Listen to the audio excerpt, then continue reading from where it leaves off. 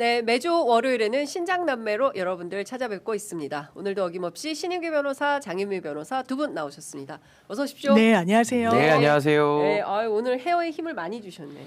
그냥 살짝 만지고 왔어요. 잘하셨습니다. 되게 고급스러워요. 네. 감사합니다. 자, 이해찬 전 총리께서 별세하셔서 주말 사이에 많은 분들께서 한켠이 너무나 헛헛하다. 너무 큰 어른이 세상을 떠나셔서 또 앞으로는 또 누구에게 의지하고 또 어려움이 있을 때 또 누구 찾아가서 상의하나 다들 이제 그런 마음들이실 것 같습니다. 혹시 두 분께서는 이해찬 전 총리와 인연이 좀 있으십니까? 저는 예전에 이제 그냥 국회 출입해서 이렇게 먼발치에서 뵙던 그런 기억이 있고 개인적인 그런데 그러니까 최근도 아니죠. 회고록을 내셨었어요. 최민희 의원님이 맞아요. 아마 인터뷰하고 그걸 읽으면서 되게 좋은 정치인이다. 민주주의자다. 저희가 이제 민주당에서 민주주의자 칭할 때 이제 김건태 전 의원님, 장관님 말씀 많이 하는데 이분도 정말 항상 당과 이 대한민국이 본인보다 더 앞서 그렇습니다. 있던 분이셨구나. 근데 연세가 너무 돌아가실 연세가 아니셔서 그게 너무 안타깝더라고요. 그러니까요.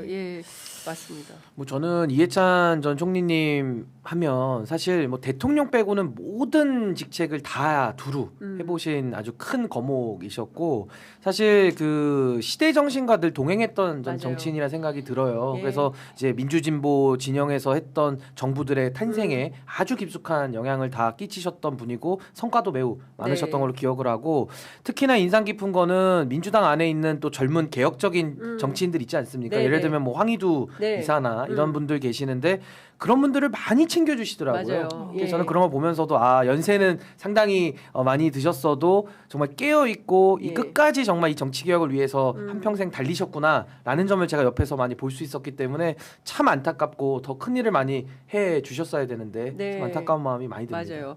특히 이제 젊은 세대들한테 늘 그런 저 선배들이 그럴 때 니네가 더 세게 얘기해야지.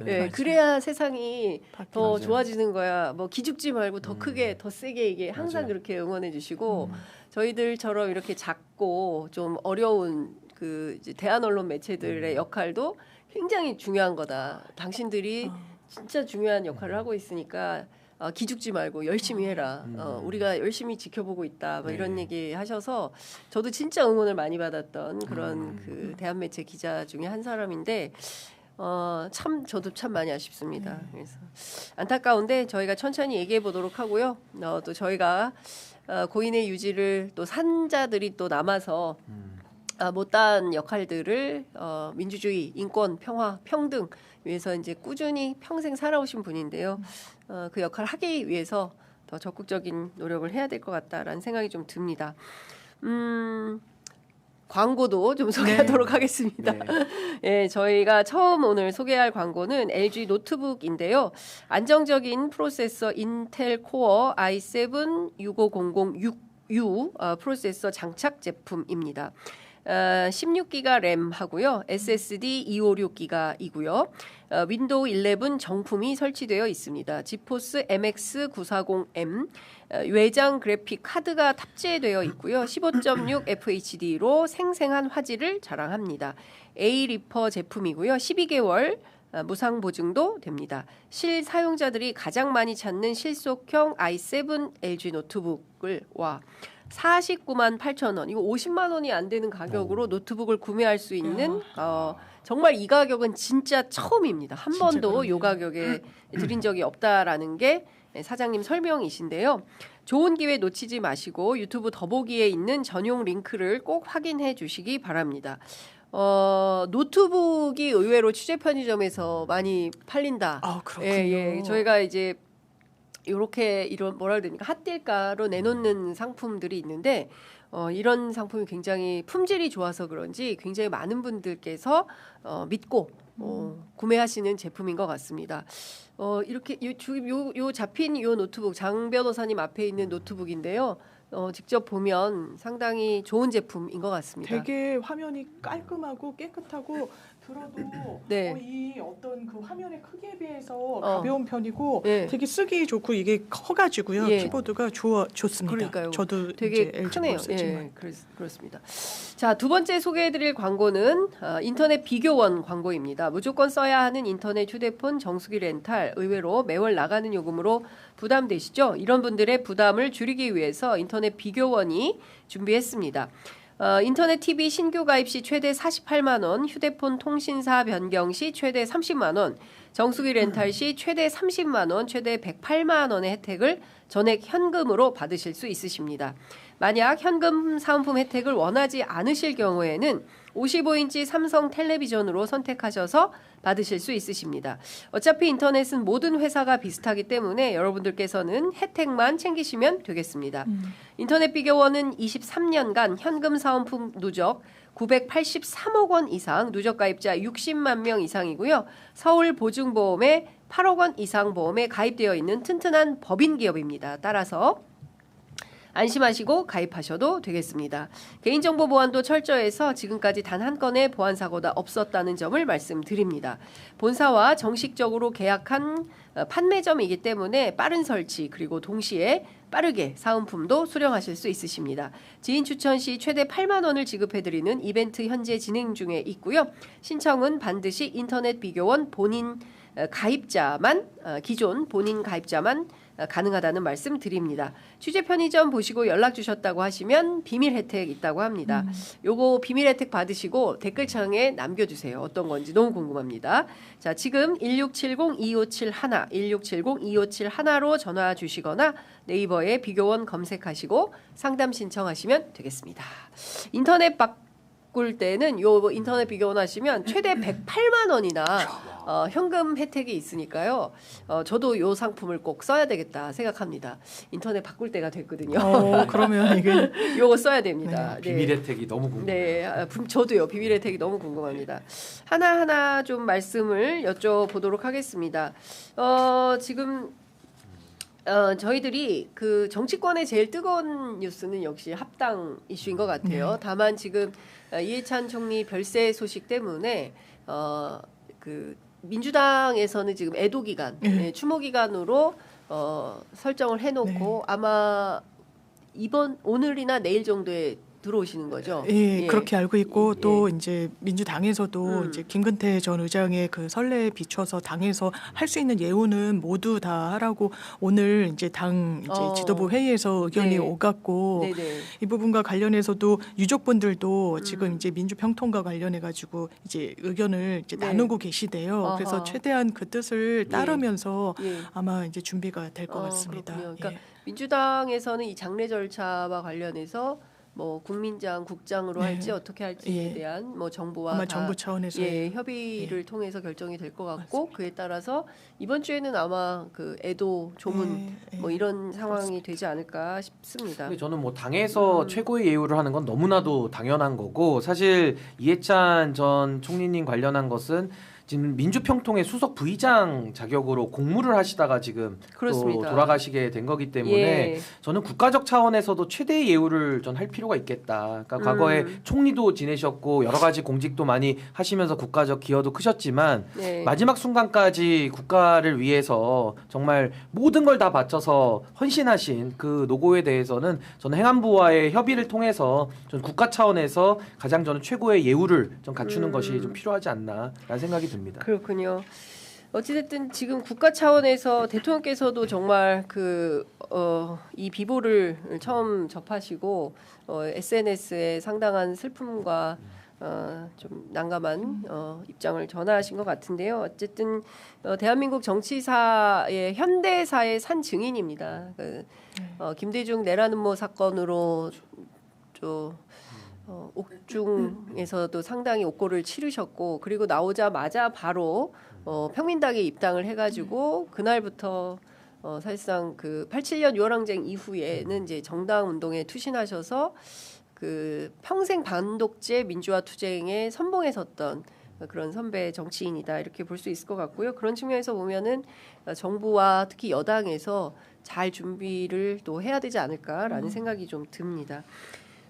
저희가 또 이것 좀 여쭤볼게요. 아까 말씀드린 대로 이 합당 문제는 지금 어떻게 민주당에서 논의가 가고 있는 겁니까? 일단 좀 나눠서 설명을 좀 해주시면 좋을 것 같아요. 이 합당 자체에 대한 예. 이제 원론적인 공감대는 있다라고 저는 예. 이제 생각이 되는 부분이 있고, 그리고 이 부분과 관련해서 당내에서 가장 조금 이제 문제 제기가 나오는 부분은 미리 사전에 조율되지 않았다라는 부분인데, 그 부분에 대해서는 사실 정청래 대표가 거기에 대해서 사과드린다, 사죄드린다라고 했고, 이건 사과할 각오로 이 의제를 던졌다는 것까지 확인이 됐고, 그렇다면 이게 굉장히 큰 이슈이기 때문에 대통령 뭐 내지는 그 청와대와의 뭐 사전에 어떤 뭐 조율, 그런데 이게 기본적으로 당무여가지고요. 청와대에서 조율할 수 있는 영역 자체가 안 되다 보니까 정무수석, 전현직 정무수석, 이 홍익표 또 우상호 이건 대통령의 지론이었고 대통령의 뜻이었고 거기에 대해서는 사전에 이제 연락을 받았다라고 해서 이 부분이 물론 이제 뭐 이현주 최고위원이나 강득구 황명선 최고위원이 이건 우리가 뭐 체크를 해봤을 때는 사실과 다르다. 뭐 대통령은 사전에 인지는 못하셨다고 하더라. 뭐 이렇게 얘기를 하고 있어서 그 간극은 있습니다만 결과적으로는 그 방향성대로 나아가는 첫 발을 뗀 것이 아닌가 이런 생각이 듭니다. 자, 우리 신 변호사님은 이 합당 문제 말씀하셔가지고 지금 댓글창에도 비판이 많이 들어오는 것 같은데. 저는 제가 정당 혁신 운동을 5년째 해오고 있기 때문에 그 정당 민주주의라는 가치는 뭐 국민의힘에서 훼손됐을 때만 목소리 내고 민주당이 훼손했을 때는 침묵한다? 그건 제가 용인할 수 없는 제 소신이니까 그 부분의 평가를 저는 받아야 된다는 생각이 들고요. 무엇보다 저는 가장 안타까운 게 지금 정청래 대표가 욕먹을 각오를 했고 사과하면서도 추진하겠다라고 하고 있어요. 근데 이거는 논리적으로 모순인 게 사과하면은 중단해야죠. 어떻게 사과를 하는데 또 추진을 합니까? 그리고 당원 주권주의도 그렇게 강조를 하셨던 분이 당원들에게 위임을 받은 최고위원들과도 상의를 하지 않고 기습 통보를 하는 식의 이런 날치기 합당을 추진한다라는 것은 저는 매우 잘못됐고 이건 정당 민주주의를 크게 훼손하는 일이다. 전 그렇게 우선 규정을 하고요. 또 하나는 이게 이제 보안이고 비밀 사항이라는 얘기를 그 수석 대변인께서 하시던데 어떻게 합당 문제가 보안이 되고 비밀인지 이게 납득이 되지를 않아요. 결국에는 기업에서도 인수합병을 하게 되면 결국 구성원들의 합의가 가장 중요하고 그걸 기반으로 인수합병이라는 어려운 작업을 하는 것이 통상의 예인데 그게 전혀 반영되지 않았다는 것이고 더 큰 문제는 지금 정청래 대표가 사과할 일을 해버렸기 때문에 그 결과적으로 어떻게 됐냐면 대통령님의 코스피 5천 제가 수요일 이후에요. 모든 방송에 다 나가봐도 코스피 5천을 얘기하는 데가 없어요. 다 합당 얘기입니다. 목요일 이후부터는. 그럼 정부의 성과를 다 가려버린 결과가 나왔고 또 하나는 조국혁신당이 그동안에 열린민주당처럼 민주당과 보조를 맞춰왔다라고 한다면 이렇게까지 논란이 없을 건데 그동안에는 삼지대를 추진하면서 정당개혁, 정치개혁, 그리고 조세제도, 그리고 검찰개혁에 있어서도 민주당과 정부 여당을 가장 앞서서 비판을 하면서 나름의 선명성을 유지해왔단 말입니다. 그러다 보니까 선명 야당을 했던 조국혁신당이 갑자기 여당으로 들어오다 보니까 어떻게 보면 그 자체도 모순이 있지만은 이재명 대통령께서 중도보수 확장이라는 걸 통해서 국민의힘 제로를 만들고 있는데 거기에 대한 그 방향성에 있어서의 크나큰 혼선을 지금 주고 있는 거 아니냐. 그래서 저는 뭐 합당에 대해서는 더 토론이 필요하다고 저는 봅니다만은 지금 이 시기에 정부 1년 차에 지방선거를 앞두고 가장 예민한 시점에 이 문제를 저는 가장 무절차하고 그 당원적으로 전 접근하는 것은 매우 큰 무리수 아니냐. 저 그렇게 보고 있습니다. 그 지금 뭐 말씀 주신 대로 중요한 이를테면은 이제 내란 속의 윤석열에 대한 선고를 앞두고 이진관 판사가 한덕수 전 총리를 법정 구속하면서 중형인 23년형을 선고하고 그 내놓은 판결문이 가히 교과서에 수록될 만큼 아주 의미 있는 그런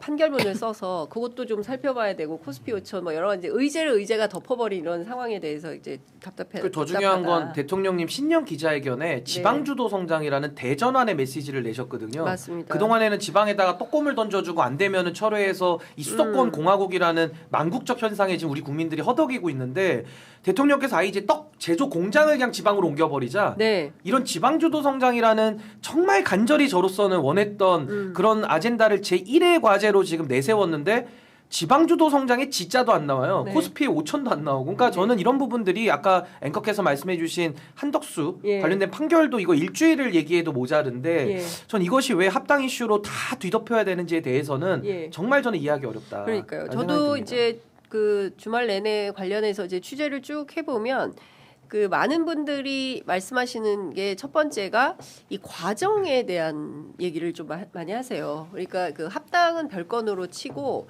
이 과정을 지도부하고의 충실하게 의논을 왜 안 했을까? 그러니까 당시 이재명 대통령 대표 시절에는 하여간 논의가 끝날 때까지 새벽 1시가 되든 2시가 되든 지도부 다 집에 못 가게 붙들어 두고 끝까지 이제 그 관철될 수 있도록 논의가 합의될 수 있도록 했는데 그 부분에 대해서는 정청래 대표가 좀 부족했던 거 아닌가라는 비판이 나오는 것 같고요.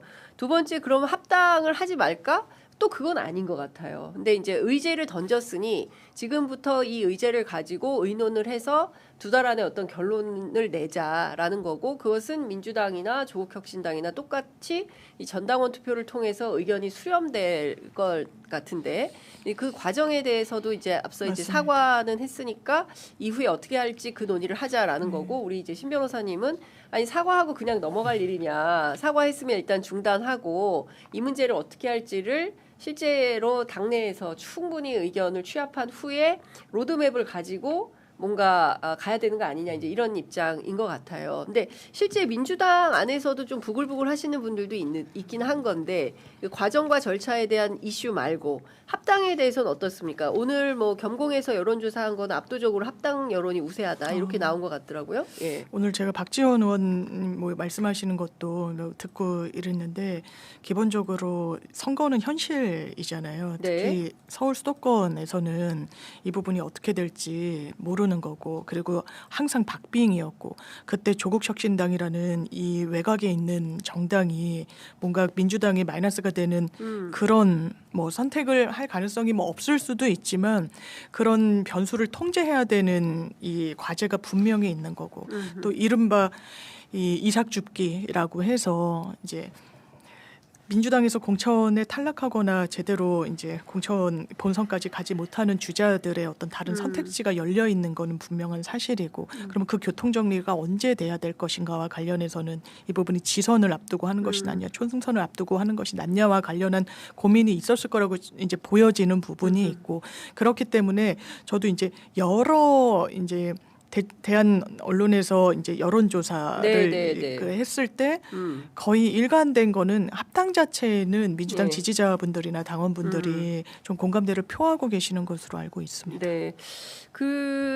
더군다나 이 부분 한 말씀만 드릴게요. 그러니까 이거는 네. 굉장히 중요한 부분이라서 그러니까 실익의 부분이 가장 중요하잖아요. 그러니까 예를 들면 합당이라는 게 뭐 정답으로 정해져 있는 건 아니고 민주당 입장에서는 당에 도움이 되면 내지는 아까 장윤미 변호사님 말씀하신 대로 당의 손해가 명백하면 당연히 합당을 해야 되는 것이고, 반대로 당의 이익이 안 되고 손해가 없으면 합당을 할 이유가 없는 거거든요. 그 선명 야당 역할을 또 조국혁신당이 했기 때문에 그러면 하나하나 따져보면요.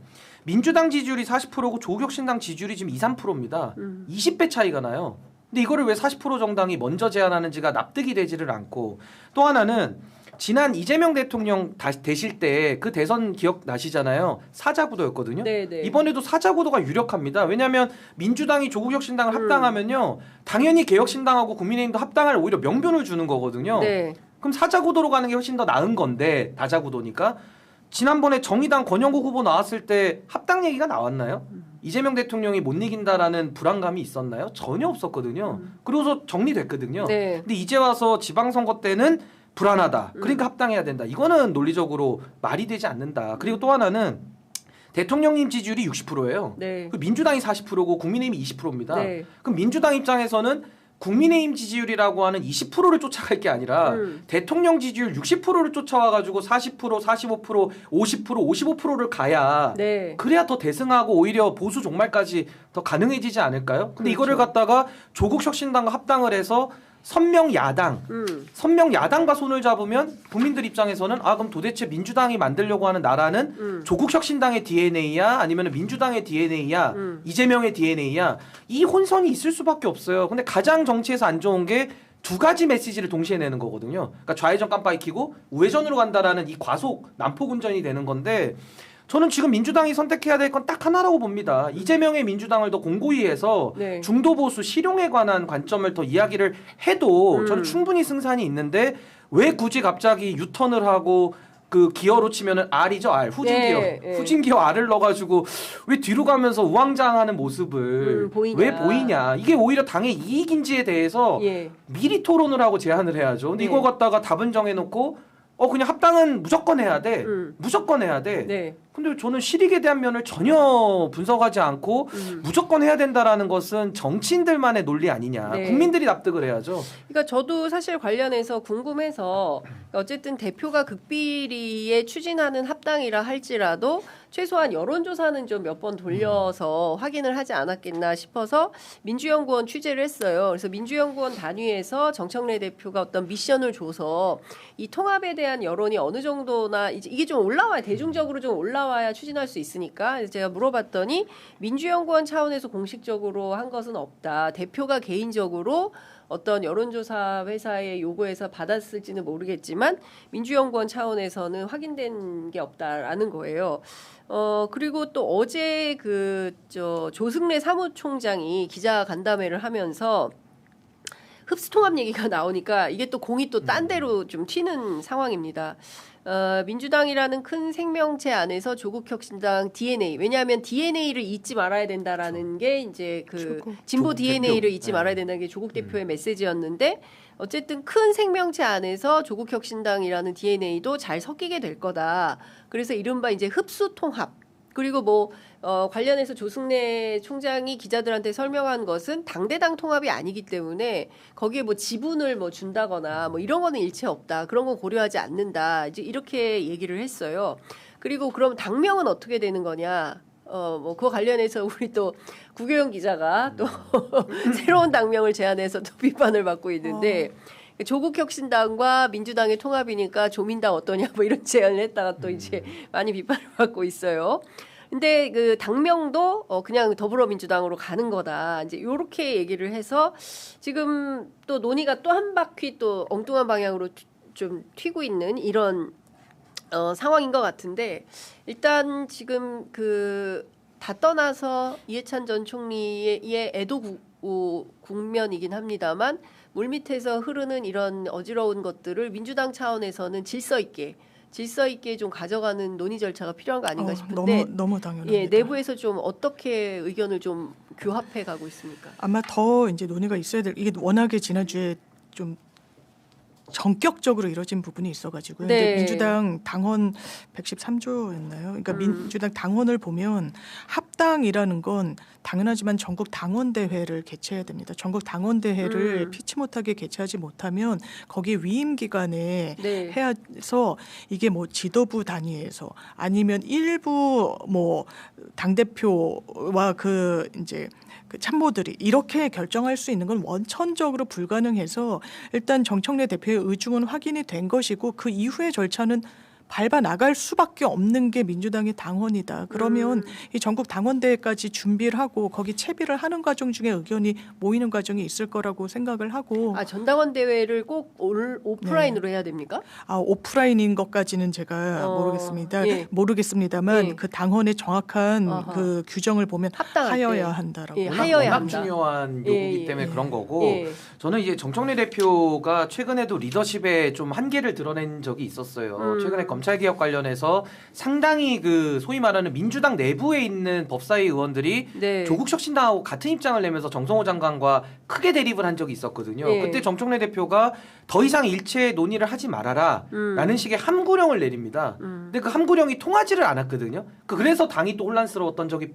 불과 한 1, 2주 전의 얘기입니다. 네. 근데 이번에 이런 합당이라는 아까 장윤미 변호사님 말씀하신 대로 당원 대회에서 최종적으로 결정해야 되는 가장 큰 중요한 문제를 지금 굉장히 절차를 무시하면서 가다 보니까 절차 문제도 있지만은 그동안의 정청래 대표가 줄창 그 주장해왔던 당원 주권 시대, 당원 주권을 위해 가지고 가겠다, 당원들에게 무조건 묻고하겠다라고 했던 것이 완전히 지금 모순 배치되고 있거든요. 그래서 지금 일각에서는 당원 주권이 아니라 당대표 주권 아니냐 이런 얘기까지 나오고 있어요. 그러니까 지금도 1인 1표제에 관해서도 어제 정청래 대표께서 페이스북에 당원 주권을 또 언급했거든요. 그러면은 내가 유리할 때 당원들의 투표로 해서 내가 유리할 때는 당원 주권이고 또 내가 불리해서 이거는 왠지 던지면 당원들이 다 싫어할 것 같은데 그럼 내가 구국의 결단이야 라는 식의 당대표 주권으로 좀 선택적으로 하는 거 아니냐. 그럼 저는 정청래 대표의 리더십이 더 힘을 얻을 수가 없죠. 그러니까 이거는 명분의 문제고 본인의 말과 행동을 지키느냐의 문제이기 때문에 저는 당원 주권을 일관되게 이야기하실 거면은 합당 문제야말로 가장 중요한 문제이기 때문에 가장 당원들의 주권을 전제해서 가도 어려운 문제다. 전 그렇게 봅니다. 지금 말씀 주신 대로 굉장히 상황이 꼬여가고 있는 것 같아요. 그러니까 제가 보기에는 초장에 좀 빌드업 과정을 잘 가졌다면 그래. 저희가 이제 처음에 이 소식을 접했을 때 긴급 기자회견 하신다고 했을 때 긴급 라이브 폴을 돌렸을 때 81대 19로 전체적으로 우세했습니다. 그때 이제 한 15,000분 이상이 보고 계셔가지고 5,000분이 넘는 분들이 이제 투표에 참여를 해주셨는데 그래서 상당히 이 여론이 합쳐서 단결된 힘으로 크게 승리해보자.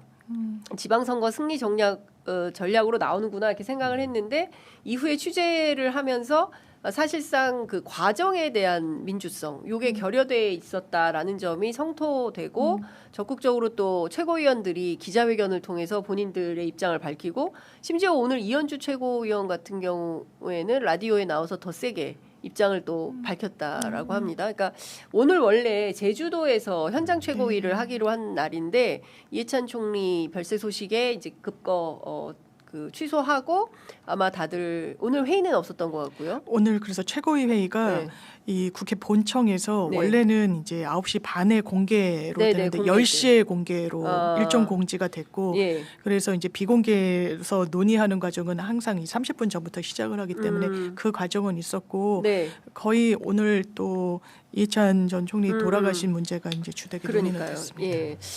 중요한 것은 지금 이렇게 좀 막 어지러운 상황에서 저희 같은 미디어들의 역할은 질서 있게 논의를 가져가서 혼란이 좀 해소되고 그리고 주의 집중을 통해서 바르게 문제가 잘 토론돼서 정리되는 과정에서 역할 같은 게 굉장히 중요하고 필요해 보인다라는 생각이 좀 드는 건데요. 그러니까 저는 이제 최고위원 세 분은 이제 공개적인 기자회견을 했습니다. 강덕구, 이현주, 황명선 최고위원이고 지금 더민초 소속의 28분의 초선 의원들이죠. 이분들 김남희 의원, 김용만 의원, 김준혁 의원 등등등 해서 28명인데 이 굉장히 적은 숫자가 아니잖아요. 큰 숫자죠. 그러니까 이제 의석수가 162석으로 알고 있는데 그중에 지금 최고위원까지 합치면 한 30분 넘게가 지금 반발을 하고 있지 않습니까? 그렇기 때문에 저는 합당이라는 이 당원들 간에는 더 큰 이견이 있을 수밖에 없고 또 중도 국민들이 바라볼 때는 부정적인 시각이 압도적일 텐데 전 당내 의사 수렴도 되지 않은 채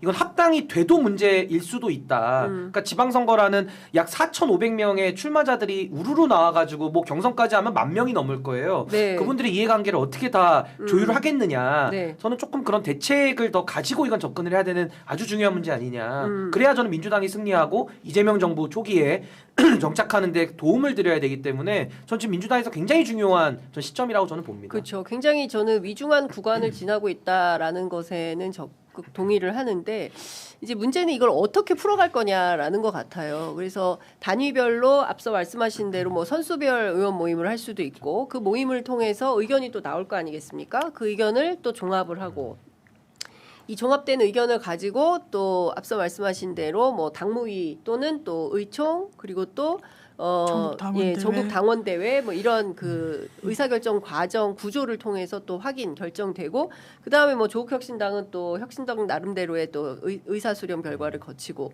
그렇게 해서 당대당 통합 과정을 갈 거냐 말 거냐 이거를 결정하는 과정에 있는 거고 중요한 거는 이제 2달 안에 이걸 하려면 되게 바쁠 것 같다라는 생각이 좀 드는 거예요. 왜냐하면 선거가 있는 해이기 때문에. 왜냐하면 이미 채비엔 들어갔고 왜냐하면 이제 공천은 해야 되고 그렇죠. 경선이 원칙이고 맞습니다. 그러면 그 부분과 관련해서 당에서 정확한 가이드라인을 주려면 채비자들한테는 이게 합당이 언제 되는 건지 그럼 나는 뭐 어떤 채비를 해야 되는 건지 이런 부분에 혼선을 좀 길게 가져갈 수는 없어가지고요. 지금 6월 지방선거는 너무너무 이재명 정부한테 중요한 선거인 건 이론의 여지가 없기 때문에 당에서 질서를 가닥을 좀 빨리 잡아야 될 것 같습니다. 저는 거기 빠져 있는 게 이제 당원들의 의사 수렴하는 게 반드시 들어가야 된다는 생각이 들고 무엇보다 이게 경선 관리가 굉장히 어려운 게요. 조국 혁신당 분들이 국민의힘 제로를 외치고 있거든요. 그럼 그분들이 만약에 부산이나 경남이나 TK 지역으로 나간다고 하면은 이런 문제가 없을 거예요. 근데 제가 볼 때는 100% 그분들이 호남이나 충청이나 대전 쪽으로 나가시려고 할 가능성이 좀 높다고 보거든요. 그러면 오히려 부산이나 경남 지역에서는 크게 다툼이 없을 텐데 오히려 민주당의 지지 기반이라고 하는 호남이나 또 수도권 이 대전 충남 이쪽에서 아마 이 경선 관리가 굉장히 어려워질 거기 때문에 아마 이거 의사 수렴을 선거를 앞두고 한다. 굉장히 저는 지금 정청래 대표가 좀 힘든 길을 스스로 좀 자초해서 가는 거 아니냐. 굉장히 우려스럽습니다. 하여튼 그 다른 거 다 떠나서 대한민국은 엄청난 민주주의 국가이기 때문에 이 민주주의 원칙을 훼손했다라는 판단이 들면 이건 쉽지 않다라는 거예요. 그래서 그게 많든 적든 당원 안에서의 이 갈등이 어떻게 정리조정되느냐 이거는 사실 정청래 대표의 중요한 몫이 될 것 같고요. 지금 있는 지도부의 몫이고 이 문제가 제대로 해결이 안 되면 오히려 총선에 악영향, 지방선거에 악영향을 끼칠 수 있다라는 말씀을 좀 드릴 수밖에 없을 것 같습니다. 뭐 이어서 오늘 뭐 조선일보 사설을 보니까 선거운동 시작한 전재수 경찰 수사가 오죽 우스웠으면 이렇게 해서 사설을 썼는데 최근에 다자대결에서 부산일보가 부산 시민 1000명을 대상으로 조사한 여론조사 결과를 보면 전재수 의원이 압도적으로 높은 편이에요. 26.8 그거 보여주시면 좋을 것 같은데요. 박형준 현 그 시장이 19.1, 김도읍 의원이 10.6, 조경태 의원이 10.1, 조국혁신당 대표가 6.7, 뭐 이렇게 쭉 이어집니다. 사실상 그 지금 뭐 수사와 관련해서 제가 취재한 바에 따르면 사실상 별거 없는 걸로 결론이 났다. 경찰 조사에서. 그래서 실제 출마 채비를 하고 있는 걸로 전해지는데 이 부분을 이렇게 또 지목을 했습니다. 부산시장 선거에 전재수 의원 출마하는 문제 이건 좀 어떻게 당에서 평가하고 계세요? 저는 재판을 받는다고 수사를 받는다고 출마 못할 것 같으면 오세훈 시장도 나오면 안 되는 거죠. 그쵸. 이 부분과 관련해서는 이미 기소가 됐잖아요. 이건 어쨌든 검찰 단계에서 공소유지가 가능하다라고 해서 재판에 넘겼는데 거기에 대해서 함구하면서 전재수 의원 같은 경우에는 수사를 받고 있는 상황 아닙니까? 그러면 법률적으로도 출마의 하자가 없으면 거기에 대해서는 더 무게값이 이를테면 오세훈 시장보다 훨씬 가벼운 거예요. 그래서 전 출마할 수 있고 그 부분과 관련해서도 본인의 어떤 이런 의지를 공표할 필요가 있는 거죠. 그러면 뭐 지금도 이제 합당 얘기의 연장선상에서 조국 대표가 나올 것이냐 부산시장 아니면 보궐로 나올 것이냐 그 빈자리를 이런 부분과 관련해서 본인은 본인의 정치적인 길을 가는 거고 제가 알기로는 아주 이 수사 초반부터 가까운 지인들한테도 왜냐하면 지인들한테는 굳이 묻지 않는데 왜냐하면 가까우니까 더 묻지 못하는 거잖아요. 근데 정말 당신들이 걱정하고 나를 믿어줬던 부분에 대해 배신을 줄 그런 사실은 절대로 없으니까 안심하라고 했다라고 하는데 그 길을 전 전재수란 정치인이 가는 것 같습니다. 네, 어떻게 보세요? 그러니까 저는 과거처럼 수사기관에 대한 불신이 없었을 때, 그러니까 윤석열이든 뭐든 이 수사기관이 정상적으로 작동할 때는요, 원래 기소만 돼도 정치적 책임지고 어느 정도 해결이 되면 출마하는 이게 이제 정치적 문법이었는데. 이게 윤석열 시대에 들어오면서 한 10년간 거의 대한민국이 다 이 수사기관 불신 이게 거의 그냥 기본값으로 지금 깔려 있거든요.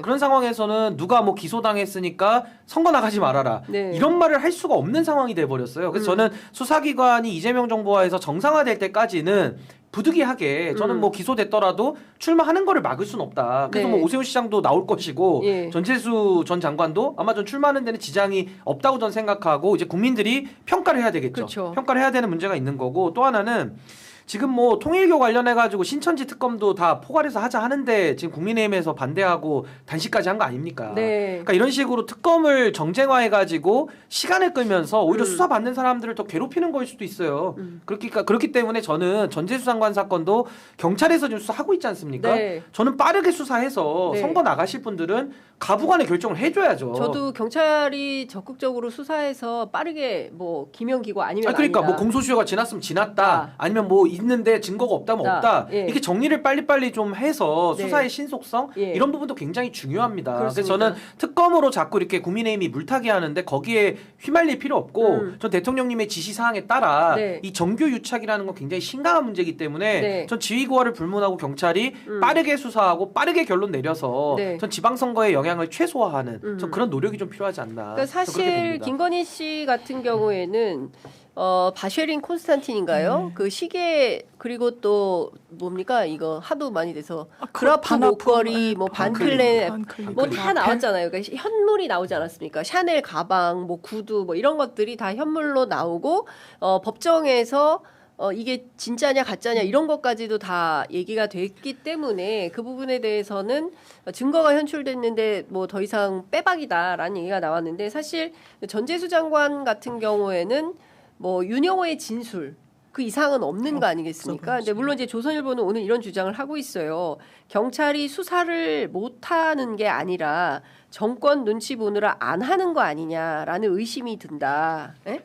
뭐 이런 거죠. 이재명 대통령 지시로 출범한 검경 합동수사본부도 국민의힘을 겨냥한 신천지 수사에만 집중할 뿐 민주당의 통일교 관련 의혹엔 손 놓고 있다고 한다.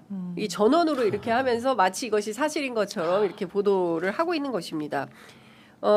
통일교 특검을 하자는 야당 요구는 민주당이 사실상 묵살하고 있다. 그렇습니까? 아니요, 받겠다고 하는 겁니다. 예. 그리고 통일교 특검에 대해서 이 여론이 좋거든요. 그리고 신천지까지 하자는 건데 이렇게 프레임 예전에는 전 모르겠어요. 저 어렸을 때만 해도 네. 이렇게 딱 주류 언론에서 던지면 예. 그래? 라고 했는데 지금은 그런 세대가 아니에요. 그런 뭐랄까요? 어떻게 보면 장난이랄까? 네. 이런 여론을 호도하려는 의도랄까? 네. 더 이상 먹히지 않습니다. 진실을 이야기해야죠. 민주당이 언제 통일교 특검 안 받겠다 그랬습니까? 그러니까요. 예. 예. 그리고 민중기 특검도 뭐 공수처에서 뭐 강제 수사도 이제 들어가는 것 같고 네. 아니, 법대로 하면 되는 거예요. 수사기관들이 있고 이제 정상화 시켜야 되잖아요. 그렇습니다. 그러니까 저는 경찰 이제 뭐 수사권 조정도 하고 있는데 예. 당연히 열심히 해서 본인들 실력 발휘해야 되는 성과를 거고 내야죠. 성과 예. 내야 더 줄 예, 거 아닙니까? 그렇습니다. 거기다가 공수처 언제까지 빌공짜에 그 공수처로 불릴 거예요? 네. 그러니까 공수처도 열심히 해야 되는 것이고 민중기 특검 할아버지라도 다 수사해야죠. 지휘고하에 따라 성역이 어디 있습니까? 그리고 그렇습니다. 민주당의 뭐 장관이면 수사 못합니까? 그 윤석열 정부 때나 그렇게 하는 거지.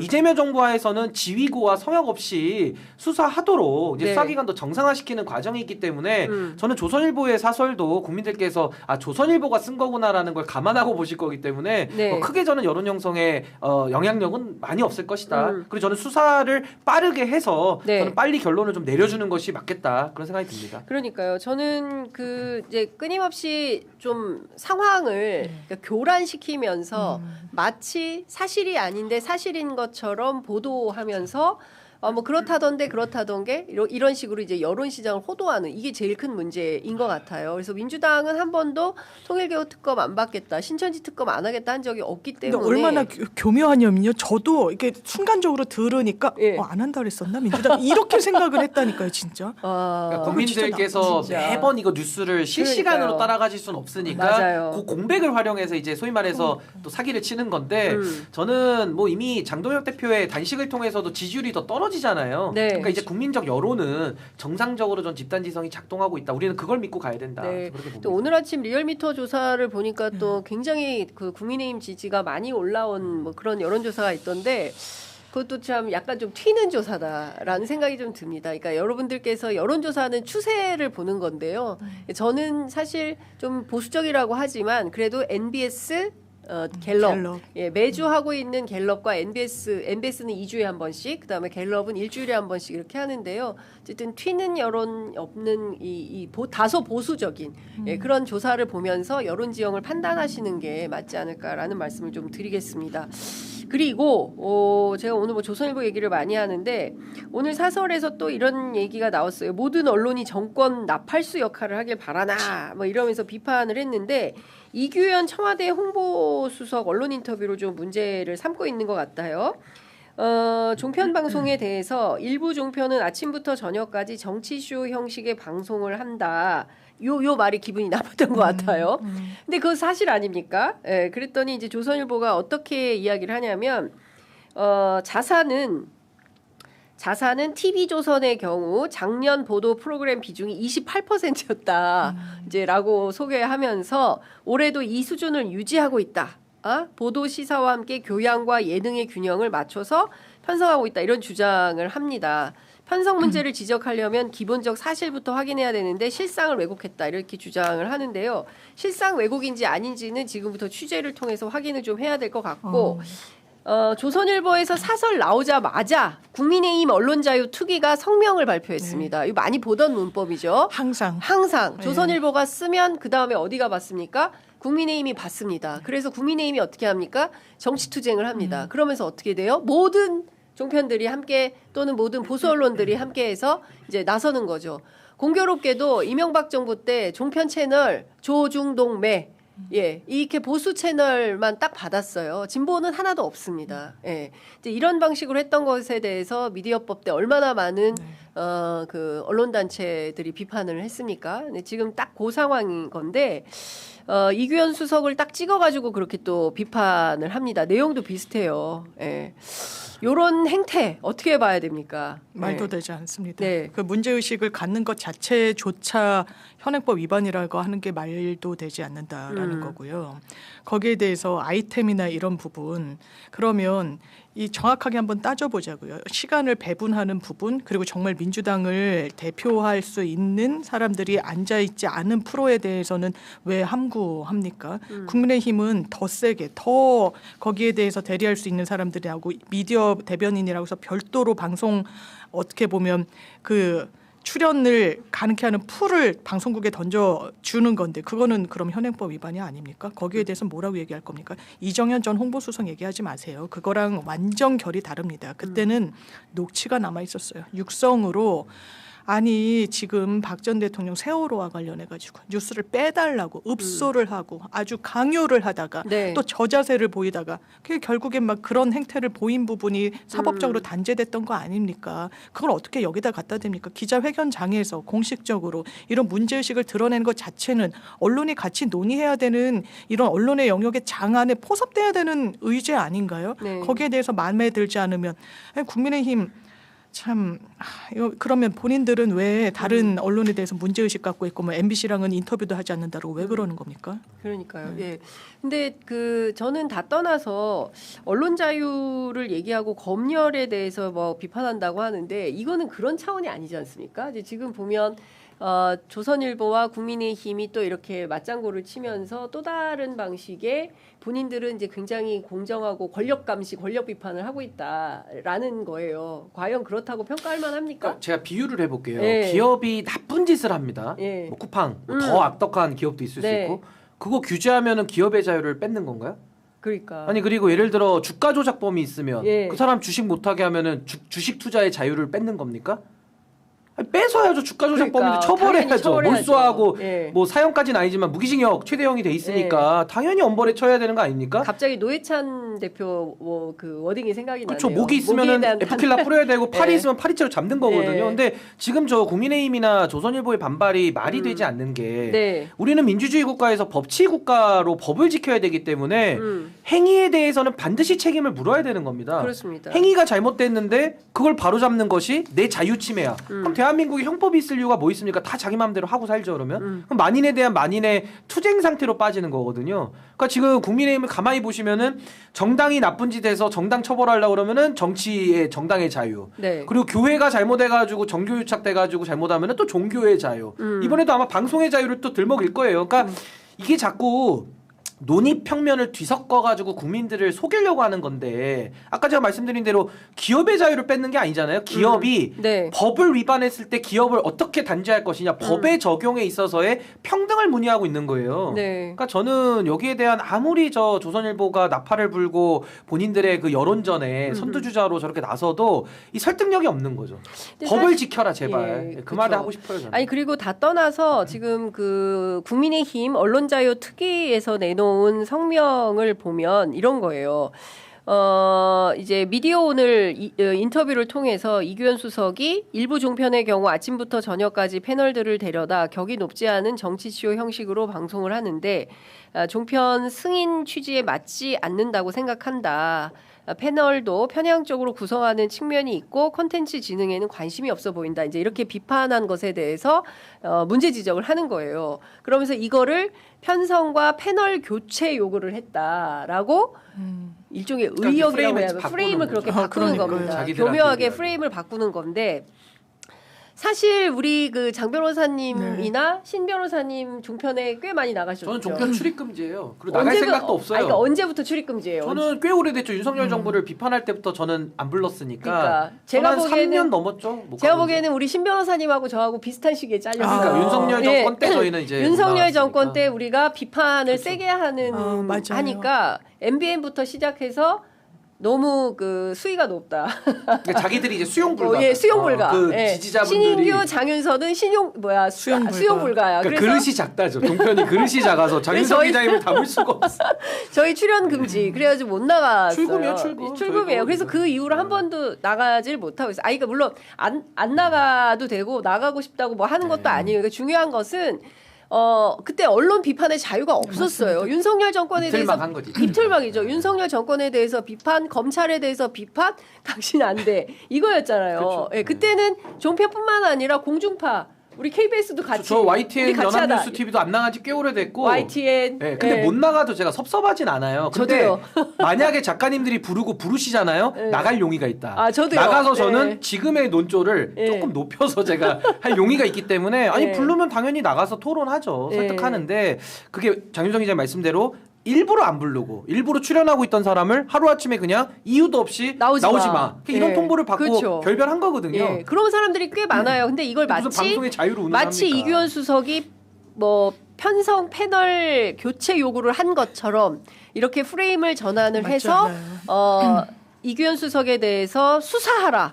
이것은 명백한 방송법 위반이니 즉각 수사하라 이런 주장을 하고 있는 거예요. 왜냐하면 제 얘기를 드리자면 네. 제가 윤석열 때 못 나가게 된 블랙리스트에 오른 방송국이 몇 개가 있어요. 아, 제가 장 변호사님도 예. 그리고 그 정보에 접근 가능한 사람들이 알려줘. 왜 이른바 못 부르는지 잘렸는지 제가 그 경위를 알고 있습니다. 아. 그런데 이렇게 얘기하시면 안 되는 거예요. 윤석열 정부 때 어떻게 했습니까? 거기에 대해서 먼저 얘기해 보세요. 언론 자유를 진짜 옹호하고자 하는 의도라면 네. 정치 공세가 아니라면 네. 할 말 없을 겁니다. 거기에 대해서 문제 삼겠다고 하는 사람들도 상당히 많아요. 이게 언제부터 뿌리가 있으면 이명박 때부터 그렇죠. MB 때부터죠. 심지어 이제 국회에서 증인으로 부르기도 했고 몇몇 이제 패널들은 그런 부분에 대해서는 딱 눈 감고 문제 의식을 드러낸 부분에 대해서는 프레임 전환해 가지고 과도하게 너네 방송법 어긴 거야 이렇게 얘기하면 안 됩니다. 이거 국민들 농락하는 거예요. 우롱하는 겁니다. 그렇습니다. 지금 그럼 종합편성 채널이 엄청 공정하다고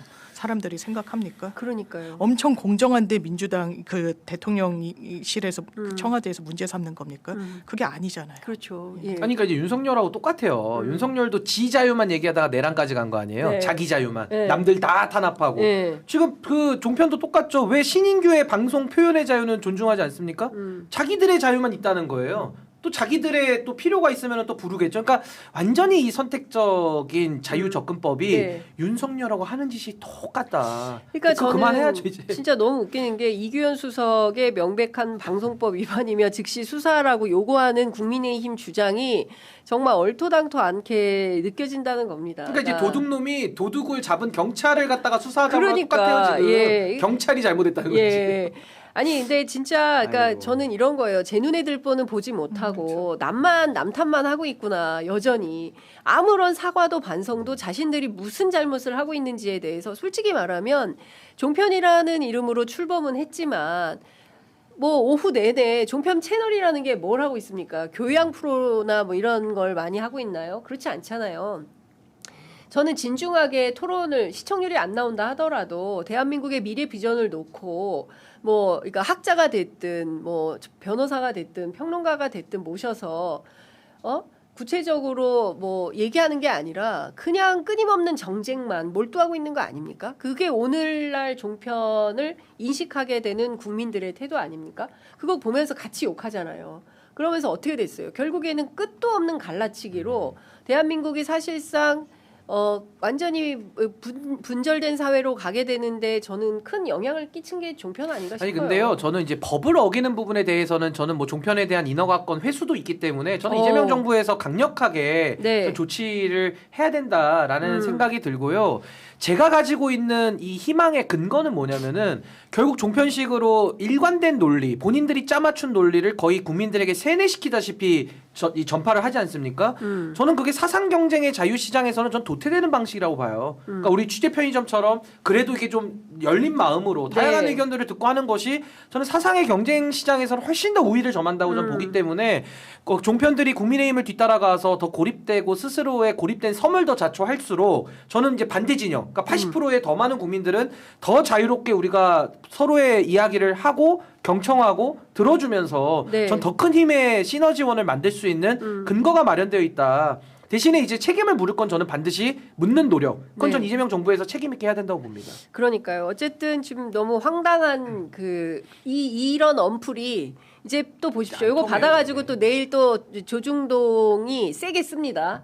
열심히 보십시오. 세게 쓰세요. 예. 먹을 많이 사용하세요. 많이 쓰세요. 네, 안 통하니까. 네. 근데 이래봐야 안 통해요. 예, 먹기 아깝지, 이제. 이미 이제 여론시장은 사실 유튜브를 중심으로 한 뉴미디어로 무게추가 확 넘어와 있습니다. 그렇기 때문에 암만 이렇게 얘기한다 한들 이 보십시오. 이 현명하고 건강한 그 여론 형성이 되지 않습니까? 여기에 먹혀들지 않는데 끊임없이 이런 주장을 하고 있어서 아니 이거랑 매우 똑같아요. 안타깝습니다. 윤석열이가 군을 동원해서 국회를 장악했는데 얼마나 강력한 힘입니까? 네. 국민들이 아무 논의도 없다가 그냥 순간에 들어가서 막아버렸잖아요. 그렇습니다. 그게 예. 우리는 늘 상시 예비군 체제로 국민들이 늘 건강하게 상시 이 예비군. 응원봉 체제 네. 쫙 준비돼 있어요. 응원봉 체제. 네, 응원봉 체제로 그냥 들고 나가버려서 윤석열이 11일 만에 탄핵시켰거든요. 아니, 국회가 저항하면 또 국회를 압박하는 거예요. 그래서 그렇죠. 저는 이 시민사회의 성숙, 시민사회가 훨씬 능력이 정치권보다 뛰어나 있기 때문에 전 이걸 막을 수 있는 이제 정치인은 없고 맞아요. 여전히 구태들이 이걸 막으려고 해요. 그 사람들 이제 도태되는 것만 남은 거예요. 시간의 문제라고 저는 그러니까 봅니다. 더 이상 대한민국 국민들은 구압적 행태를 묵과하지 용납하지 않아요. 용납이 안 돼요. 용납하지 맞아요. 않아요. 바로바로 질서 있게 바로 진압해버리죠. 아, 그렇죠. 네, 바로 예. 진압하죠. 근데 참 답답하다는 생각이 들고 아유 시간이 다 됐지만 끝으로 네. 5분만 네. 5분만 더 하겠습니다. 김민석 총리 현재 이제 미국 방문 중에 있는데 JD 벤스 부통령을 만났어요. 근데 부통령이 쿠팡 얘기를 한 것 같아요.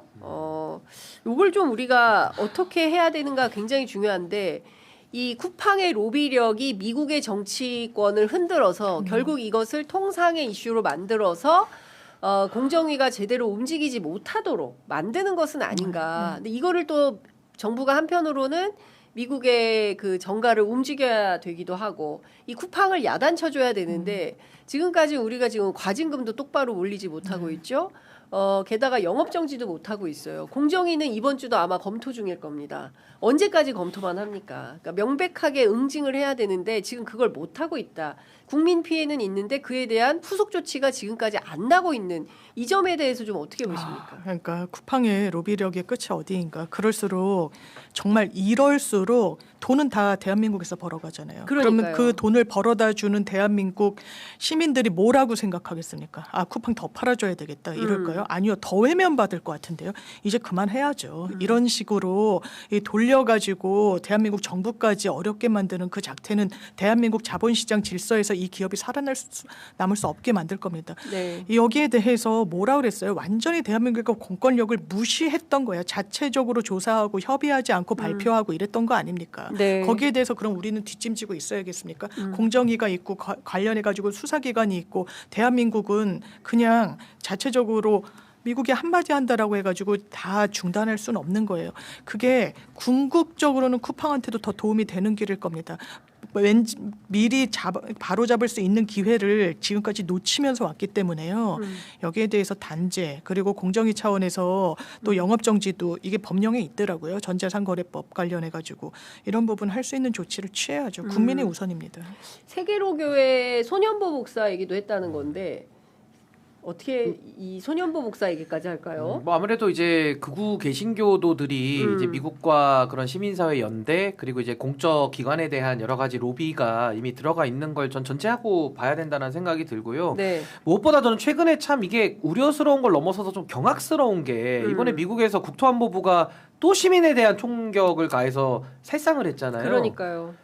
저는 이게 지금 끔찍합니다. 미국이 그러니까 국토안보부라고 하는 미국의 부서입니다. 연방 정부의 부서가 지금 이런 식의 트럼프 추종적인 태도를 보이고 있기 때문에 저는 지금 미국의 정부 관료들이 상당한 저는 정상 궤도에서는 일탈되어 있다는 생각이 들어요. 그래서 이런 식의 예측 불가능성을 가지고 우리가 미국을 상대해야 되기 때문에 전 정부의 고민을 저는 많은 고민이 있을 거라는 생각은 듭니다만은 어둠의 시대, 네. 불확실성의 시대일 때 우리가 생존하는 방법은요. 더 원칙을 지키는 거예요. 원칙을 지키면 그건 남습니다. 트럼프는 잠깐이고 미국과의 동맹은 영원할 수 있거든요. 그렇죠. 그렇기 때문에 저는 오히려 이런 흔들림에 대해서 우리가 좌고우면하면서 여기 갔다 저기 갔다 이렇게 가면 안 되고 더 원칙적으로 저는 쿠팡을 단죄할 필요가 있다고 봅니다. 네. 그렇게 해서 미국에 대해서도 설명할 건 설명하고 안 듣는 건 어쩔 수 없죠. 네. 그렇지만 저는 우리가 가진 원칙을 저는 버리면서까지 미국의 뒷공무니만 쫓아다니는 이유는 없다. 그렇죠. 저는 그렇게 봅니다. 그런 세상은 아니라고 생각합니다. 대한민국이 국제 위상이 많이 달라졌고요. 이번에 저희가 중국, 일본 대통령 순방을 수행하면서 함께 취재해 본 결과 과거하고 너무나 다른 위상을 현장에서 느낀다. 우리가 상당히 중요한 국가가 돼 있습니다. 그렇죠. 예, 그렇기 때문에 필요가 없어요. 우리가 할 말은 하고 그렇죠. 요구할 것은 분명히 요구하고 또 우리가 해야 되는 국제사회 역할은 하면서 이 존중받으면서 국제 질서에 우리가 같이 역할을 해야 된다라는 말씀을 좀 드리고 저도 한 말씀만 보태면요. 지금 이 규범적 질서가 무너지면 우리한테는 피해가 오거든요. 네. 전 대한민국의 그 성장의 근본을 가지고 저는 이제 선도적 중견국의 위치에서 이런 다자주의 규범의 질서를 또 회복하는 노력 이걸 저는 또 우리가 외교적인 노력을 해야 된다고 봅니다. 그렇습니다.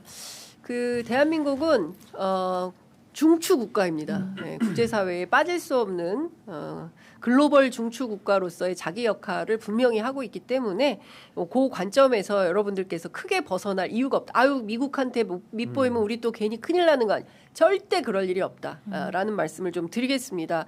많은 분들께서 여러 댓글을 올려주시고 계시는데요. 종편을 당장 해체하라. 오직 국민을 갈라치기만을 하는 목적이 종편이다. 굉장히 현명한 의견 주신 것 같습니다. 저도 이 점이 제일 안타까워요. 방송의 기능이 있습니다. 중요한 것은 공익이에요. 공익. 그렇죠. 공익에 부합한가 아닌가. 예? 그렇지 않습니까? 저도 뭐 정치인도 아니고 아무것도 아니지만 공익적 삶을 살아야 된다라는 어떤 그 무언의 그런 게 있어요. 그게 시민의 있죠? 책무예요. 그렇죠. 모든 그게 시민의 책무예요. 모든 예, 시민의. 그렇죠. 우리가 똑바로 살아야 법 지키고 된다. 살아야지. 예, 뭐 그렇죠. 법 지키고 살아야 되고. 다 배우잖아요, 초등학교에서. 그렇죠. 그게 기본인데 그걸 안 하고 끊임없이 국민을 둘로 가르려고 해요. 거기에서 자신들의 정치적 이득을 취하려고 하는 게 가장 나쁜 건데 저는 그 점을 딱 해안 있게 최기호님께서 지적해 주셔서 너무 감사한 의견이어서 제가 의견을 읽어봤고요. 자, 쿠팡 이 행패가 갈수록 심해지냐라는 비판도 주셨습니다. 아, 미국은 왜 이렇게 남의 일에 자꾸 간섭을 하나 이런 의견도 함께 주셨습니다.